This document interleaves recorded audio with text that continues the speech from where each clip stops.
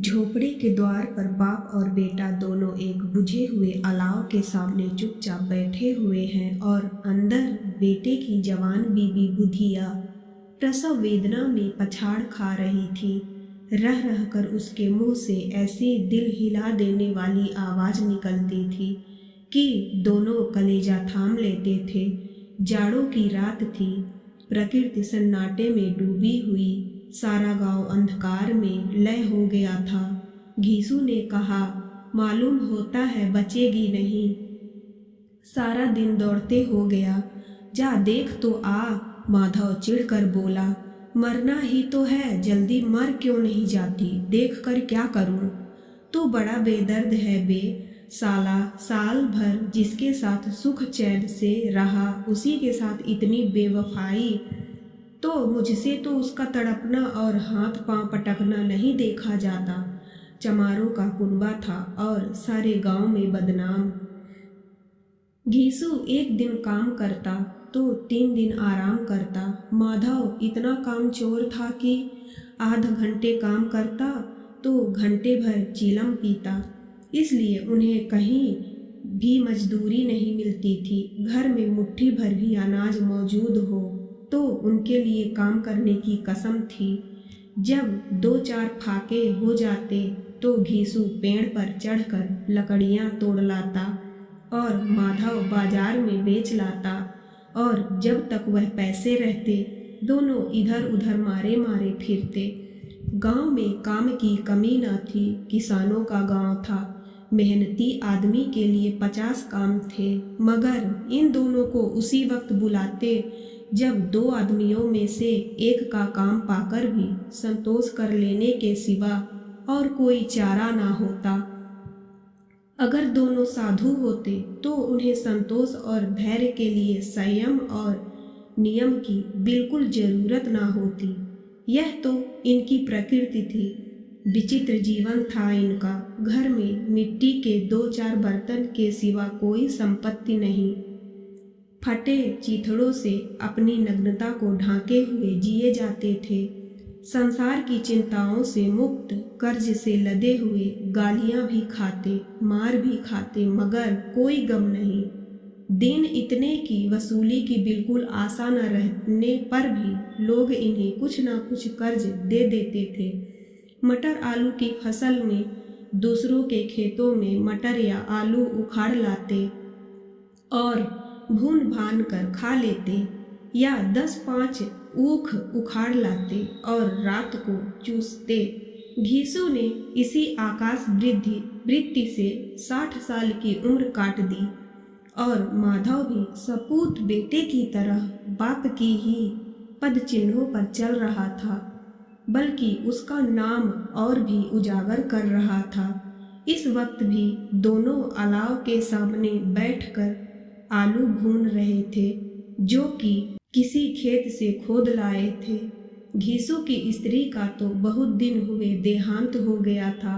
माधव का ब्याह पिछले साल हुआ था। जब से वह औरत आई थी उसने इस खानदान में व्यवस्था की नींव डाली थी और इन दोनों बेगैरतों का दोजख भरती रहती थी। जब से वह आई यह दोनों और भी आराम तलब हो गए थे, बल्कि कुछ अकड़ने भी लगे थे। कोई कार्य करने को बुलाता तो निब्याज भाव से दुगनी मजदूरी मांगते। वही औरत आज प्रसव वेदना से मर रही थी और यह दोनों इसी इंतजार में थे कि वह मर जाए तो आराम से सोएं। घीसू ने आलू निकाल कर छीलते हुए कहा, जाकर देख तो क्या दशा है उसकी।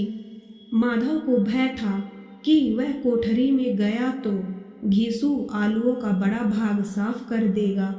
बोला, मुझे वहां जाते डर लगता है। डर किस बात का है? यहाँ हूँ ही तो तुम ही जाकर देखो ना। मेरी औरत जब मरी थी तो मैं 3 दिन तक उसके पास से हिला तक नहीं, और फिर मुझसे लजाएगी कि नहीं? जिसका कभी मुंह नहीं देखा, आज उसका उघड़ा हुआ बदन देखूं, उसे तन की सुध भी तो ना होगी।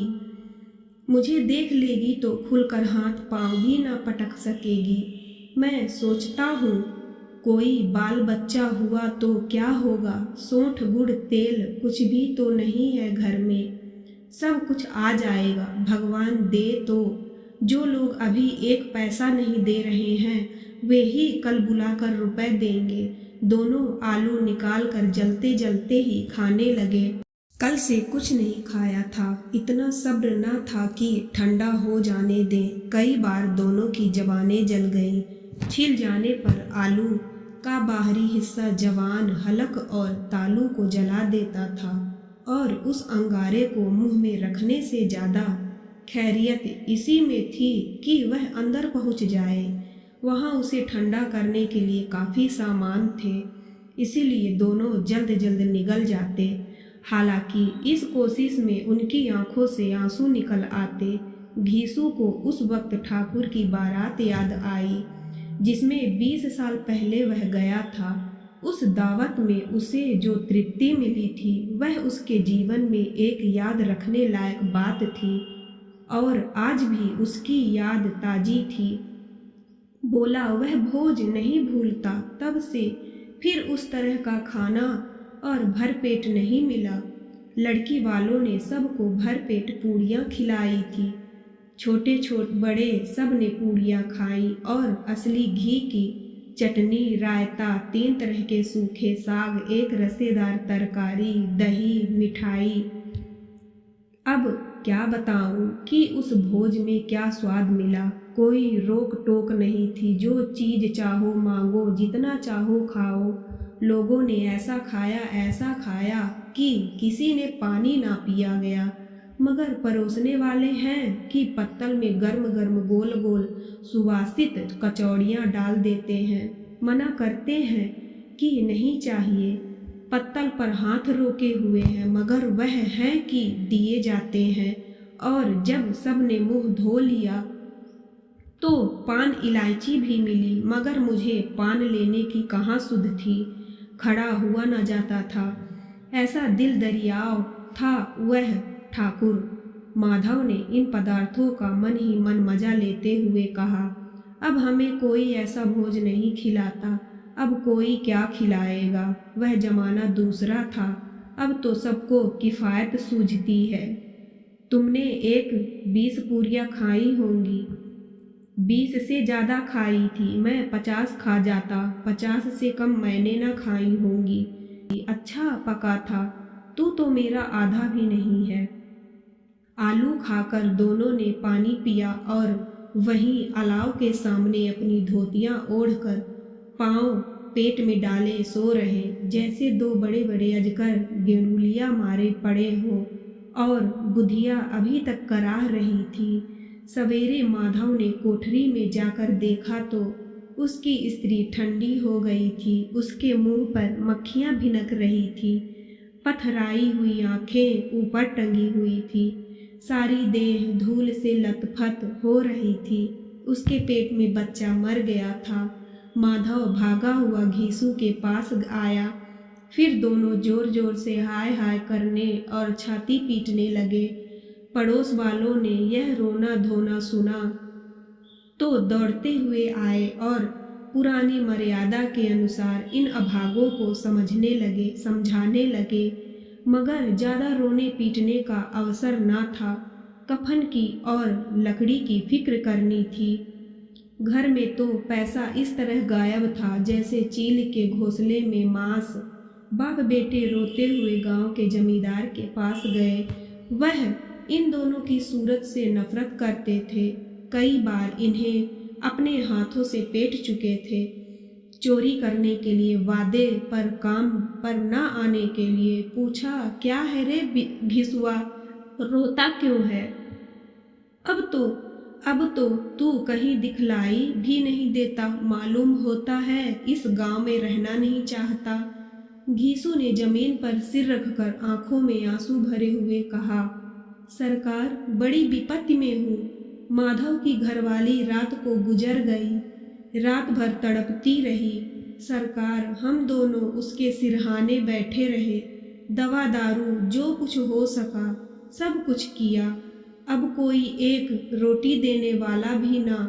आपका गुलाम हूँ। अब आपके सिवा कौन उसकी मिट्टी पार लगाएगा। हमारे हाथ में तो कुछ न था, वह सब तो दवा दारू में उठ गया। सरकार ही की दया होगी तो उसकी मिट्टी उठेगी। आपके सिवा किसके द्वार पर जाऊं। जमींदार साहब दयालु थे, मगर घीसू पर दया करना काले कंबल पर रंग चढ़ाना था। जी में तो आया कह दे चल दूर हो यहाँ से, यूं तो बुलाने से भी नहीं आता। आज जब गरज पड़ी तो आकर खुशामद कर रहा है, हरामखोर कहीं का बदमाश। लेकिन यह क्रोध या दंड देने का अवसर ना था। जी में कुटते हुए 2 रुपए निकाल कर फेंक दिए, मगर सांत्वना का एक शब्द भी मुंह से ना निकाला। उसकी तरफ ताका तक नहीं, जैसे सिर का बोझ उतारा हो। जब जमींदार साहब ने 2 रुपए दिए तो गांव के बनिए महाजनों को इनकार का साहस कैसे होता। घीसू जमींदार के नाम का ढिढोरा भी पीटना जानता था। किसी ने 2 आने दिए, किसी ने 4 आने। 1 घंटे में घीसू के पास 5 रुपए की अच्छी रकम जमा हो गई। कहीं से अनाज मिल गया, कहीं से लकड़ी, और दोपहर को घीसू और माधव बाजार से कफन लाने चले। इधर लोग बांस वांस काटने लगे। गांव की नर्म दिल स्त्रियां आ आकर लाश देखती थी और उसकी बेबसी पर 2 बूंद आंसू गिराकर चली जाती थी। बाजार में पहुंचकर घीसू बोला, लकड़ी तो उसे जलाने भर को मिल गई है, क्यों माधव? माधव बोला, हाँ लकड़ी तो बहुत है, अब कफन चाहिए तो चलो कोई हल्का सा कफन ले लें। हाँ और क्या, लाश उठते उठते रात हो जाएगी, रात को कफन कौन देखता है। कैसा बुरा रिवाज है कि जिसे जीते जी तन ढाकने को चीथड़ा भी ना मिले, उसे मरने पर नया कफन चाहिए। कफन लाश के साथ जल ही तो जाता है। यही 5 रुपए पहले मिलते तो कुछ दवा दारू कर लेते। दोनों एक दूसरे के मन की बात ताड़ रहे थे। बाजार में इधर उधर घूमते रहे, कभी इस बजाज की दुकान पर गए, कभी उसकी दुकान पर। तरह तरह के कपड़े रेशमी और सूती देखे, मगर कुछ जचा नहीं। यहाँ तक कि शाम हो गई। तब दोनों ना जाने किस दैवी प्रेरणा से एक मधुशाला के सामने जा पहुँचे और जैसे किसी पूर्व निश्चित व्यवस्था से अंदर चले गए। वहाँ जरा देर तक दोनों असमंजस में खड़े रहे। फिर घीसू ने गद्दी के सामने जाकर कहा, साहू जी 1 बोतल हमें भी देना। उसके बाद कुछ चिखौना आया, तली हुई मछली आई और दोनों बरामदे में बैठकर शांतिपूर्वक पीने लगे। कई गुज्जिया ताबड़तोड़ पीने के बाद दोनों सरूर में आ गए। घीसू बोला, कफन लगाने से क्या मिलता, आखिर जल ही तो जाता, कुछ बहू के साथ तो ना जाता। माधव आसमान की तरफ देखकर बोला, मानो देवताओं को अपनी निष्पापता का साक्षी बना रहा हो। दुनिया का दस्तूर है, नहीं लोग बाभनों को 1000 रुपए क्यों दे देते हैं। कौन देखता है परलोक में मिलता है या नहीं। बड़े आदमियों के पास धन है, फूंकें, हमारे पास फूंकने को क्या है। लेकिन लोगों को जवाब क्या दोगे, लोग पूछेंगे नहीं कफन कहाँ है। घीसू हंसा, अबे कह देंगे कि रुपए कमर से खिसक गए, बहुत ढूंढा मिले नहीं। लोगों को विश्वास न आएगा, लेकिन फिर वही रुपए देंगे। माधव भी हंसा इस अनपेक्षित सौभाग्य पर। बोला, बड़ी अच्छी थी बेचारी, मरी तो खूब खिला पिला कर, आधी बोतल से ज़्यादा उड़ गई। घीसू ने 2 सेर पूड़ियाँ मंगाई, चटनी, अचार, कलेजियाँ। शराब खाने के सामने ही दुकान थी। माधव लपक कर 2 पत्तलों में सारे सामान ले आया। पूरा 1.5 रुपया खर्च हो गया। सिर्फ थोड़े से पैसे बच रहे। दोनों इस वक्त इस शान में बैठे पूड़ियाँ खा रहे थे जैसे जंगल में कोई शेर अपना शिकार उड़ा रहा हो। न जवाबदेही का खौफ था, न बदनामी की फिक्र, न इन सब भावनाओं को उन्होंने बहुत पहले ही जीत लिया था। घीसू दार्शनिक भाव से बोला, हमारी आत्मा प्रसन्न हो रही है तो क्या उसे पुण्य ना होगा? माधव ने श्रद्धा से सिर झुकाकर तस्दीक की, जरूर से जरूर होगा। भगवान तुम अंतर्यामी हो, उसे बैकुंठ ले जाना। हम दोनों हृदय से आशीर्वाद दे रहे हैं। आज जो भोजन मिला वह कभी उम्र भर ना मिला था। एक क्षण के बाद माधव के मन में एक शंका जागी। बोला, क्यों दादा, हम लोग भी एक ना एक दिन वहां जाएंगे ही। घीसू ने इस भोले भाले सवाल का कुछ उत्तर ना दिया। वह परलोक की बातें सोचकर इस आनंद में बाधा न डालना चाहता था। जो वहां हम लोगों से पूछे कि तुमने हमें कफन क्यों नहीं दिया तो क्या कहेंगे? पूछेगी तो जरूर। तू कैसे जानता है कि उसे कफन ना मिलेगा? तू मुझे ऐसा गधा समझता है? 60 साल क्या दुनिया में घास खोदता रहा हूँ। उसको कफन मिलेगा और बहुत अच्छा मिलेगा। माधव को विश्वास न आया। बोला, कौन देगा? रुपए तो तुमने चट कर दिए। वह तो मुझसे पूछेगी, उसकी मांग में तो सिंदूर मैंने डाला था। कौन देगा बताते क्यों नहीं? वही लोग देंगे जिन्होंने अब की दिया। अब की रुपए हमारे हाथ न आएंगे। ज्यों ज्यों अंधेरा बढ़ता था और सितारों की चमक तेज होती थी, मधुशाला की रौनक भी बढ़ती जाती थी। कोई गाता था, कोई डींग मारता था, कोई अपने सगी के गले लिपट जाता था, कोई अपने दोस्त के मुंह में कुल्हड़ लगाए देता था। वहाँ के वातावरण में सरूर था, हवा में नशा। कितने तो यहाँ आकर एक चुल्लू में मस्त हो जाते थे। शराब से ज्यादा यहाँ की हवा उन पर नशा करती थी। जीवन की बाधाएं यहाँ खींच लाती थी और कुछ देर के लिए यह भूल जाते थे कि वे जीते हैं या मरते हैं, ना जीते हैं ना मरते हैं। और यह दोनों बाप बेटे अब भी मजे लेकर चुस्कियां ले रहे थे। सबकी निगाहें इनकी ओर जमी हुई थी। दोनों कितने भाग्य के बली हैं। पूरी बोतल बीच में है। भर पेट खाकर माधव ने बची हुई पूड़ियों का पत्तल उठाकर एक भिखारी को दे दिया, जो खड़ा इनकी ओर भूखी आंखों से देख रहा था और देने के गौरव, आनंद और उल्लास का अपने जीवन में पहली बार अनुभव किया। घीसू ने कहा, ले जा, खूब खा और आशीर्वाद दे। जिसकी कमाई है वह तो मर गई, मगर तेरा आशीर्वाद उसे जरूर मिलेगा, पहुँचेगा। रोमे रोए से आशीर्वाद दो, बड़ी गाढ़ी कमाई के पैसे हैं। माधव ने फिर आसमान की तरफ देखकर कहा, वह बैकुंठ में जाएगी दादा, बैकुंठ की रानी बनेगी। घीसू खड़ा हो गया और जैसे उल्लास की लहरों में तैरता हुआ बोला, हाँ बेटा, बैकुंठ में जाएगी। किसी को सताया नहीं, किसी को दबाया नहीं, मरते मरते हमारी जिंदगी की सबसे बड़ी लालसा पूरी कर गई। वह ना बैकुंठ जाएगी तो क्या ये मोटे मोटे लोग जाएंगे जो गरीबों को दोनों हाथों से लूटते हैं और अपने पाप को धोने के लिए गंगा में नहाते हैं और मंदिरों में जल चढ़ाते हैं। श्रद्धालुता का यह रंग तुरंत ही बदल गया। अस्थिरता नशे की खासियत है।